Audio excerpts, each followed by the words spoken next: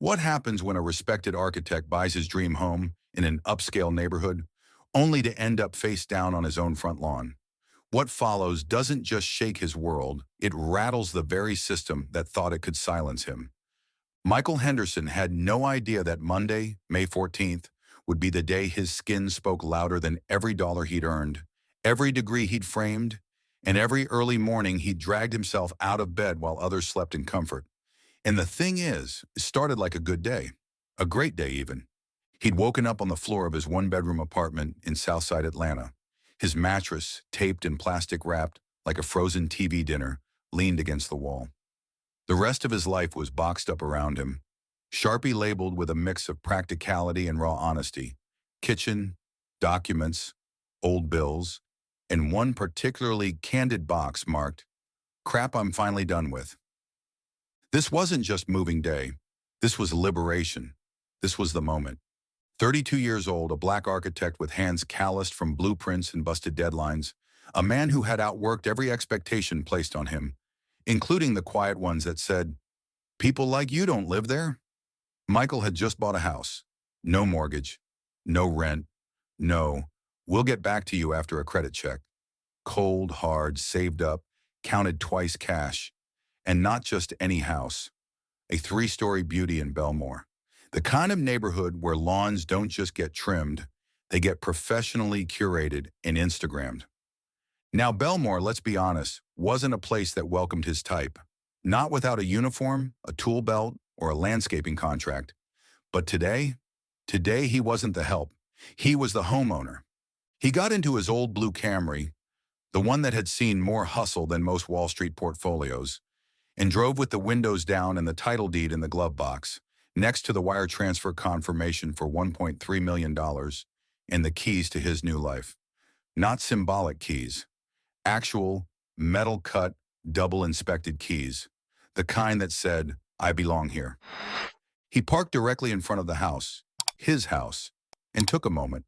The facade was pristine, the stone a soft beige with just enough character to whisper elegance without yelling money. Columns framed the doorway, and the wrought iron gate gave it a kind of quiet authority. The lawn looked like it had never known drought or foot traffic. Across the street, a white woman with a designer tracksuit and a small dog watched him. Her nose twitched like she smelled something unfamiliar. Michael smiled and waved. That harmless, "Hi there, neighbor," kind of wave. He even added a nod. Respectful, courteous, the kind of body language your mama taught you growing up black in America. He stepped up to the door, reached into his pocket, pulled out the key, and slid it into the lock. Click. That should have been it. The symbolic turning point. Cue the music, fade to success, but instead, "Hey, hands where I can see them."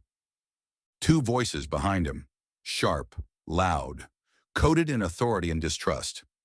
Michael turned slowly, because fast movements in his skin could be fatal, and found himself face to face with two police officers. One built like he moonlighted at a barbecue joint, the other thin with the kind of stare that came from having read too many crime blogs and not enough history books. Michael opened his mouth. "This is my—" He never finished the sentence. The bigger cop already had him face down, knee pressing into his back, wrists yanked behind him like he'd been caught stealing copper wires off power poles. The key, still in the lock, jingled with the vibration of the door. "Looks like we got a clever one," Barbecue Belly sneered. "Key and everything. Real professional." The thin one leaned down. "What are you doing here, sir?" Michael's voice was calm but tight. "Buying a house. Bought, actually. That's mine. Check the car. Documents in the glove box." But they weren't listening. They never are in moments like these. What mattered wasn't his words. What mattered was that he was black, in Belmore, with no landscaping equipment or badge. That equation didn't compute. Meanwhile, the woman with the dog had her phone out, filming, commentating. I told them. Black man messing with the Martins' house? I knew it." Michael heard a car pass, a kid's voice call out, "Hey, is he robbing that place?" No one corrected him. They stuffed him in the back of the cruiser. He didn't fight, because he knew better. Knew that dignity is something you carry inside you, when the world tries to strip it off your back like a cheap suit. Knew that anger here gets you labeled aggressive and dead. The precinct was cool and colorless. They sat him in an interview room with gray walls and the kind of fluorescent lighting that makes everyone look guilty. The detective walked in like a woman who'd given up on empathy 2 promotions ago. Detective Sloan. She carried a manila folder like it contained truth, sat down, crossed her legs. So, she began, you're claiming this house is yours. Michael looked at her, his voice dry like he was done playing charades. No claim, just facts. Contracts in the car, bought through Belmore Realty, paid in full. She tapped her pen. Click, click, click. The rhythm of suspicion. And what were you doing there this morning? He blinked slowly, trying to enter, with my key, into my house. She tilted her head. No apology, no acknowledgement. Just suspicion wrapped in a badge and policy. Michael leaned back. Let me guess. You're waiting for me to crack? Start stammering? Offer you a lie you can wrap into a confession? Her eyes narrowed. I'm not some kid on TikTok, he said. I don't perform, I document. She left after an hour and a half, returned 5 minutes later. Didn't meet his eyes. You're free to go. Michael stood. That's it? Yes. No, sorry, no, our bad. She paused, bit her lip. Whether out of guilt or gas, he couldn't tell. You can file a complaint. Outside, the sun had the nerve to still be shining. Back at the house, the iron gate bore fresh graffiti and red Sharpie. Go back where you came from. Michael stood in front of it for a moment, then went inside. He didn't unpack. He didn't celebrate. He sat on the floor, laptop on his knees, fingers flying across the keys. They arrested me in front of my house today. My house. Key in the lock. Contract in the car. They saw my skin before they saw my documents. This isn't a story about hurt. This is a story about claiming space. And with that post, the fuse was lit. What happened next changed everything. You don't want to miss how it all unfolded. One day, that's all it took for the world to start spinning differently. Just 24 hours after Michael Henderson was yanked off his own front lawn, like he'd been caught climbing out the window with someone else's TV, he woke not to his alarm, but to the tremor of his phone dancing across the nightstand like it had something urgent to say. 15 unread messages, 24 missed calls, and one text from his baby sister Tanya, who never sugarcoated anything, even when she should. You're trending, bro. Michael blinked, sat up slow. His body still ached where knees had pressed his spine into the grass. He picked up his phone and opened Instagram. One video, one grainy, shaky, high-drama video of him being cuffed outside his own home, voice clear and steady. This is my house. I have the key. And the cop's voice crisp like a verdict. Get on the ground, now.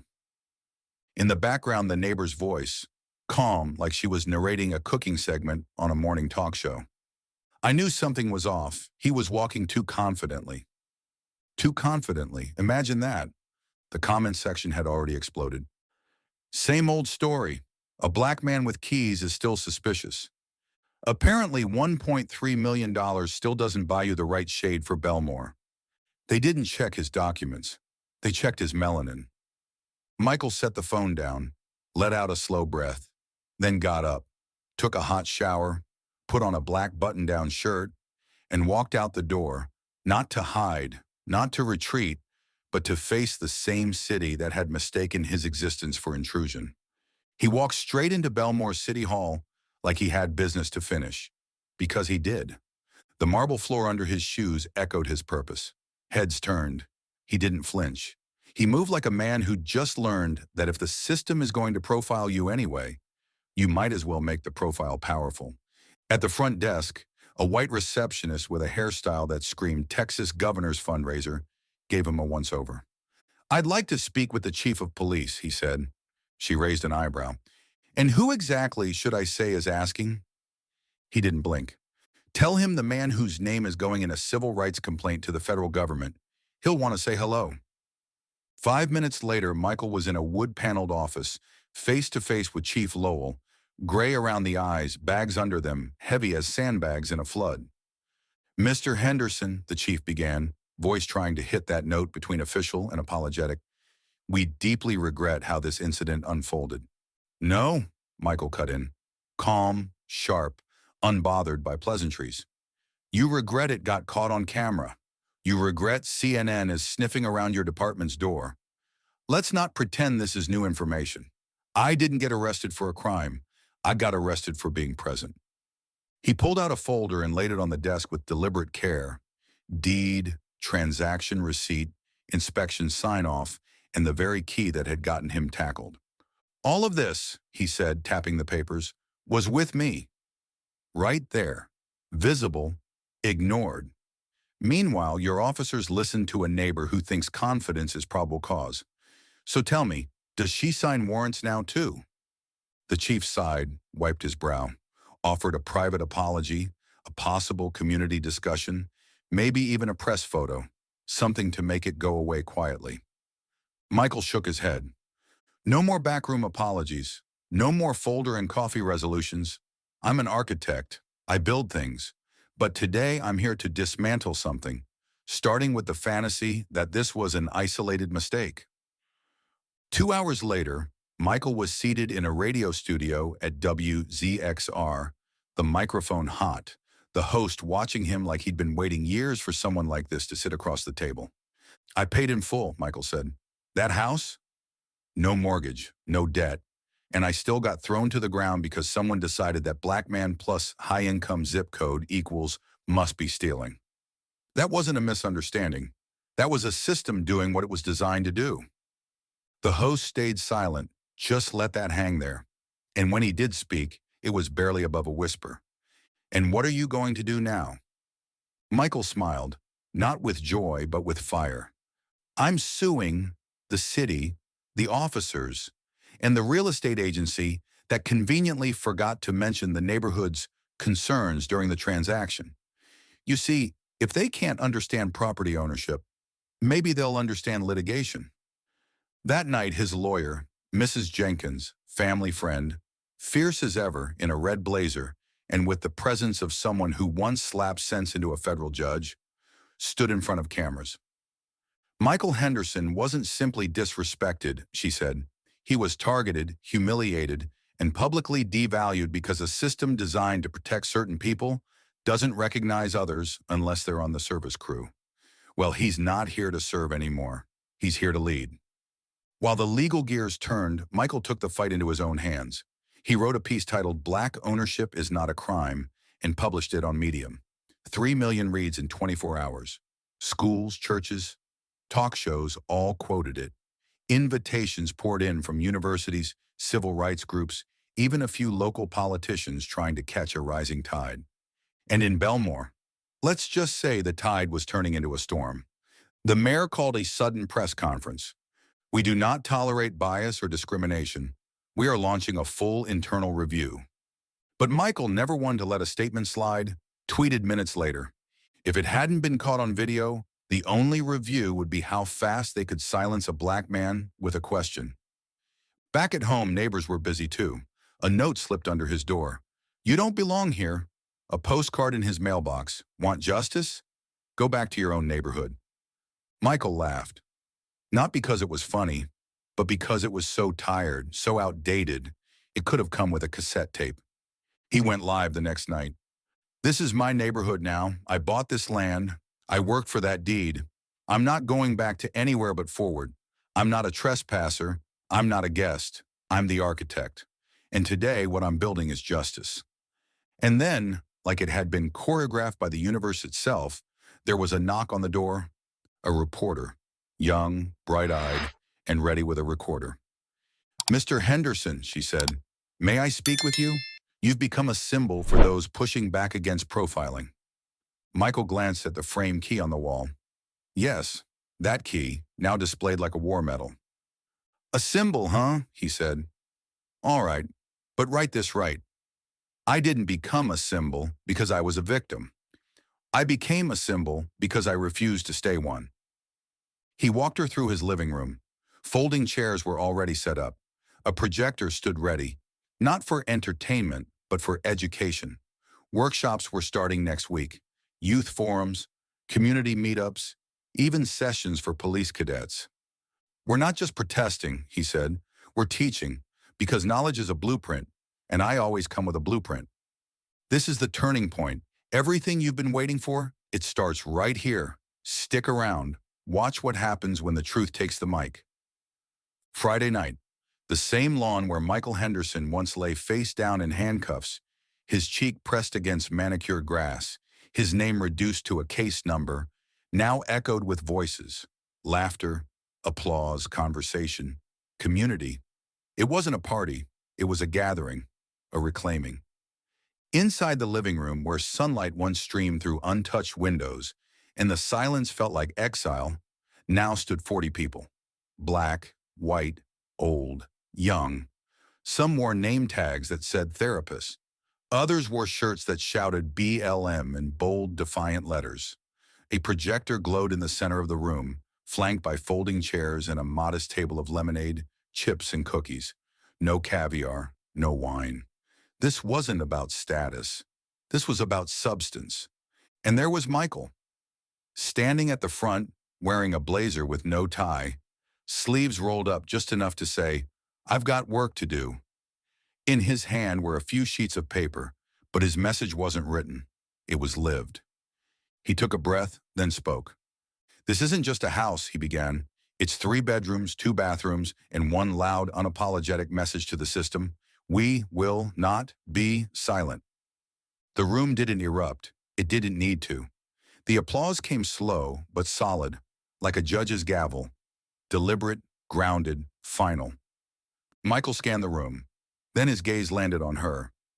Molly Vanders. Hair pulled back, sweater with the local elementary school's logo. Hands folded in her lap like she wasn't sure what to do with them.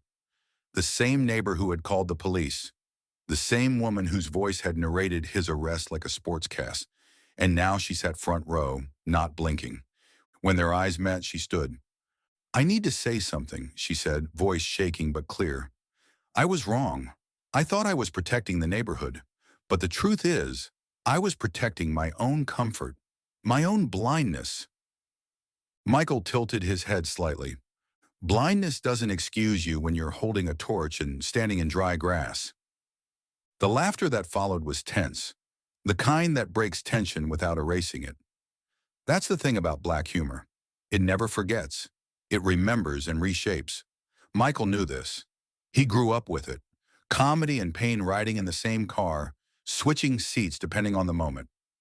A week before, the city of Belmore had received official notice. The Federal Civil Rights Commission had launched an inquiry. Michael's complaint, backed by the video and growing public support, had teeth. The officers involved were placed on administrative leave. The mayor held a second press conference. "We were unaware that bias had taken root this deeply." To which Michael responded on air, "Of course you didn't know. You've been living in coverage zones where the signal for reality doesn't reach." His words traveled. His manifesto, "Black ownership is not a crime," had already been quoted on CNN, reposted by law professors, and read from pulpits in churches from Atlanta to Oakland. People were using his story to teach, to protest, to organize. But all of that, the media buzz, the legal battle, the sudden spotlight, that wasn't the real story. The real story was what happened inside him. One morning, weeks later, he stood again in the place where it had all started, the Belmore Police Department. But this time, he wasn't in cuffs. He wasn't being asked questions. He was being invited to speak. Captain Lowell, who had once tried to douse the fire with bureaucratic apologies, now looked at him with the weary respect of a man who'd been forced to look in the mirror. "You're not a lecturer," Lowell said, "but you're an architect. Help us rebuild what we clearly got wrong." So Michael stepped into a classroom, fluorescent lights buzzing, uniformed officers sitting like school kids, some with notebooks open, some with arms folded like they were being punished. He clicked the projector. "Where does racism begin?" he asked. Silence. "Same place every building begins. The foundation. If the foundation is cracked, it doesn't matter how pretty your wallpaper is. It's all coming down." He showed them the image, his own face pressed into the dirt. Then a 1-second video of his key in hand stopped right before the moment he was tackled. "You saw a threat," he said, looking at them, "but you didn't see me. Not the architect, not the homeowner, not the citizen. You saw a stereotype. That's not an accident. That's a blueprint. That's fear in uniform. And I'm here to redesign it." At the end, one officer approached quietly. "I was there that day," he said. "I didn't stop it. I didn't speak up. And I'm ashamed of that." Michael didn't gloat. "Good," he replied. "Now make sure that shame becomes your starting point, not your ending." 1 month later, the Key opened its doors. It was more than a community center. It was a statement. Located just 3 blocks from Michael's house, funded by donations and city grants, thanks in part to public pressure, it focused on legal education, civil rights, and practical tools for confronting systemic bias. Teenagers came. Teachers came. Even a few cops in plain clothes sat quietly in the back. One reporter asked him, "Do you really think one story can change a system?" Michael smiled. "Number. But I believe one story can start a conversation. And the right conversation, that can swing a hammer." And sometimes change came in unexpected ways. One late evening, Michael pulled into his driveway and noticed the porch light was on. Standing there holding a foil-wrapped dish was Molly Vanders. "I didn't bake it," she said sheepish. "It's from the bakery. But I figured, maybe it's time we properly met." He took the dish with a grin. "Please tell me it's not raisin," he said. "Me and raisins got a long, complicated history." She chuckled, her first real laugh since the night of the forum. "No raisins, just apples, and maybe a little remorse." A year later, Michael stood in that same living room, now his home in every sense of the word. The walls held framed photos, artwork from local kids, and in one prominent spot, the original Key, behind glass, with a simple inscription: "This isn't about a house, it's about a place where you don't have to prove you belong." He poured himself a cup of tea, sat in his favorite chair by the window, and it hit him. He was no longer a visitor in his own life. He was home, not just in a building, but in a purpose, a voice, a movement. Not a guest in the neighborhood, and absolutely, unequivocally, not a stranger in his own country. And that's how you end a chapter. Not with revenge, not with rage, but with legacy. Stay close. The next story is already on the horizon.